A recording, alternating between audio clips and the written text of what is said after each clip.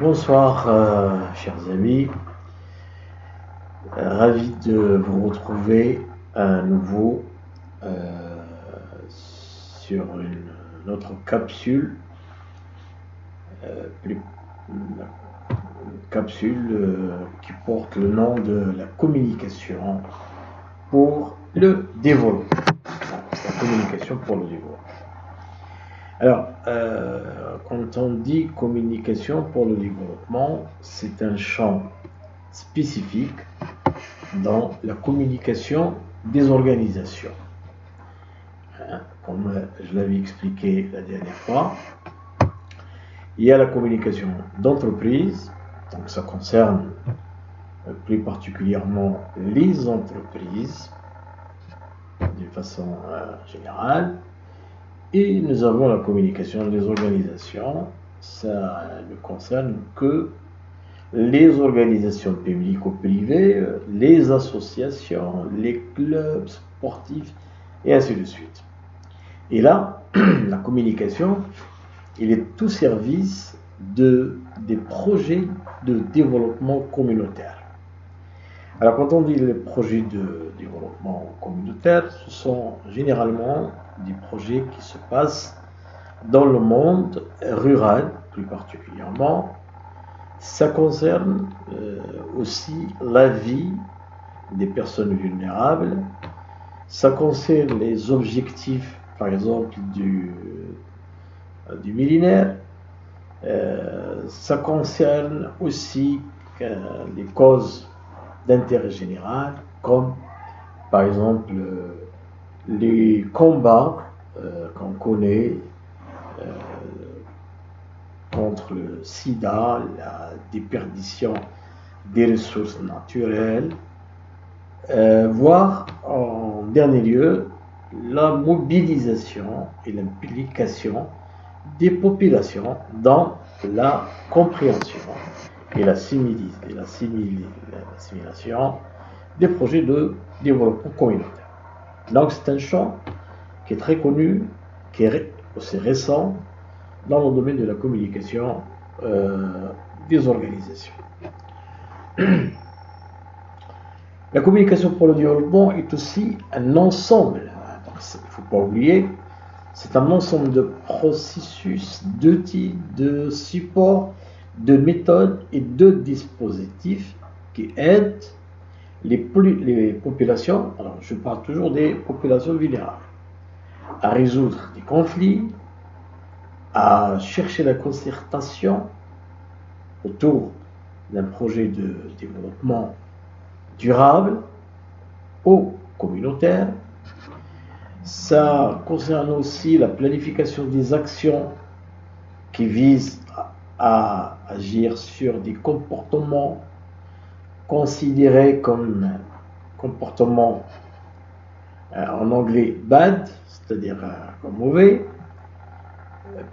et qui préconise toujours le changement des comportements, le changement des attitudes, le changement des perceptions. Elle aide aussi à acquérir des savoirs et outils nécessaires pour modifier leurs conditions et la société dans laquelle ils vivent. Donc on verra tout à l'heure que les supports de communication, les moyens de communication diffèrent totalement des supports et communications qui sont utilisés, par exemple, dans la promotion des ventes, dans la communication financière, dans la communication interne ou événementielle. Et en même temps, parce que j'ai parlé des organisations, on vise aussi à améliorer l'efficacité des institutions. Je vais par exemple donner quelques exemples des campagnes de communication connues, n'est-ce pas, comme campagne de communication pour des projets de développement communautaire. Je cite par exemple des campagnes de communication autour de comment on peut éradiquer la pauvreté extrême, c'est-à-dire comment on va mobiliser les gens à s'impliquer dans des projets qui drainent tout simplement les revenus pour qu'ils puissent vivre avec au moins moins d'$1 par jour. Hein. Quand on sait qu'il y a des personnes qui vivent avec ça, c'est vraiment un seuil de précarité énorme. Donc, on fait des campagnes de communication avec les dispositifs que je vais citer tout à l'heure pour qu'on puisse tout simplement pousser à la mobilisation extrême.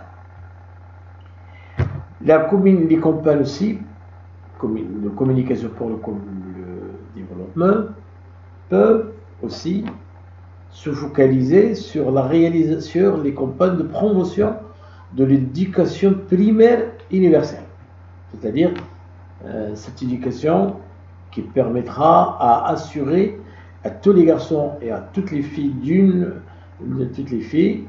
une éducation primaire complète.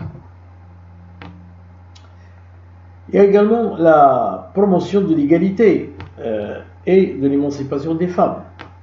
On le sait très bien, le rôle que joue la femme dans un milieu rural, c'est un rôle qui pilote, c'est un rôle vraiment de leadership. Et là aussi, les campagnes de communication pour le développement s'activent à promouvoir davantage la présence des femmes dans ces projets de développement communautaire. Réduire, à titre d'exemple aussi, la mortalité infantile, n'est-ce pas? Améliorer la santé maternelle, combattre le VIH-Sida, assurer la durabilité de l'environnement et intégrer les principes de développement durable dans les politiques et les programmes des pays et inverser la perte des ressources environnementales. Voilà un nombre important de thèmes et de thématiques à partir desquels on peut réaliser des campagnes de communication pour le développement communautaire. Alors, quelles sont les méthodes? Les méthodes actives, on les appelle les méthodes actives parce que tout simplement, ça nécessite une réelle implication de la population. Donc, une méthode active de communication pour le développement. Alors, je vais rappeler que ces méthodes de communication, on ne les trouve pas dans d'autres approches de communication institutionnelle, communication de produits, communication financière. Non, ce sont des méthodes qui sont typiquement propres à la communication pour le développement. Alors, je vais en citer quelques-unes. La plus connue, c'est la méthode MARP, c'est-à-dire méthode active de recherche pour le développement. C'est une méthode qui est utilisée à grande échelle dans les campagnes de communication avec une approche participative, plus particulièrement par l'AFAO, par l'UNICEF, par l'UNESCO, par tous les organismes qui travaillent dans le domaine de la communication et le développement communautaire. Il existe d'autres méthodes aussi de communication pour le développement. On peut parler de la méthode exploratoire, la méthode thématique, la MRAP de planification et de communication, la MRAP d'évaluation communication. Donc, chaque approche, je rappelle encore, a ses propres supports, a ses propres outils et a ses propres moyens de communication. Je vais dans cette deuxième partie vous parler d'un modèle de planification, d'une stratégie de communication pour le développement. Alors, la méthode que vous voyez est constituée, donc la première méthode est constituée de 10 étapes. Étape 1, établir une relation avec une communauté et approfondir sa compréhension du contexte local. Par exemple, nous voulons envisager une campagne de communication sur la déperdition des ressources naturelles, qui sont vitales pour la vie des populations rurales. Donc nous allons établir une relation avec une communauté, un groupe, dans un village, dans un espace X.